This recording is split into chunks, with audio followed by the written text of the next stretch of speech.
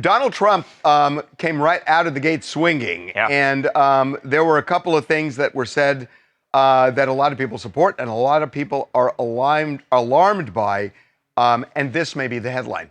This week, I will also end the government policy of trying to socially engineer race and gender into every aspect of public and private life. It will henceforth be the official policy of the United States government that there are only two genders, male and female. What do you think?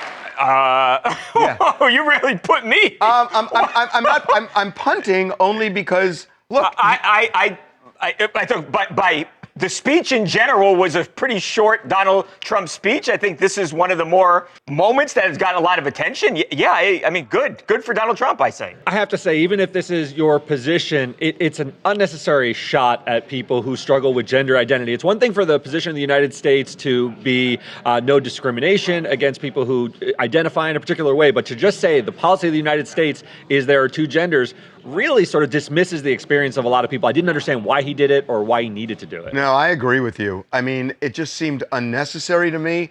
And look, this is an issue. I mean, it does. It was a big issue in the election, though. It does impact the federal government. But, you know, one of the things that Donald Trump talked about a lot was take things and leave them to the state. That the federal government shouldn't be involved. And, you know, look, there is an issue of gender in the military. It just is an issue.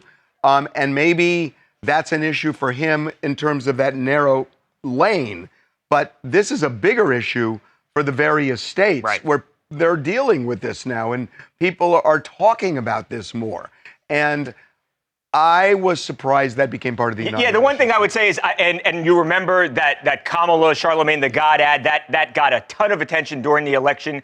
I'm not so sure that a lot of Americans don't agree with what Donald Trump said.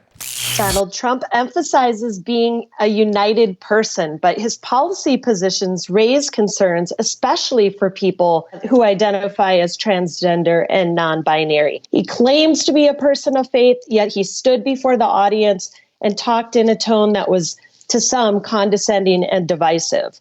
This concerns me because I worry how he is going to treat marginalized people, including children. Is he going to bring us together or is he going to divide us even more? I think that's the issue. I think you stated it really well. Okay, so we had Victor Willis on, the lead singer of the Village People, last week on TMZ Live. They performed on Sunday. The big question, were the Village People going to do this? Or were they going to do this? And we have the answer. They're here to say, for you, and you won't recognize them, they're slightly larger than they used to be, but that's the way life goes.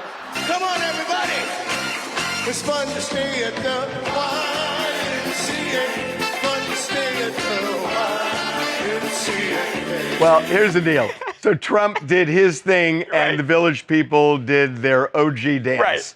But it was really, really fun, even though Donald Trump fat-shamed him. You like to get called fat before you walk on stage. Jeez. Did you ever think that this, like YMCA, the Village People, biggest song going? Although it's one of my favorite songs. Yeah, it's a great song. I'll just say.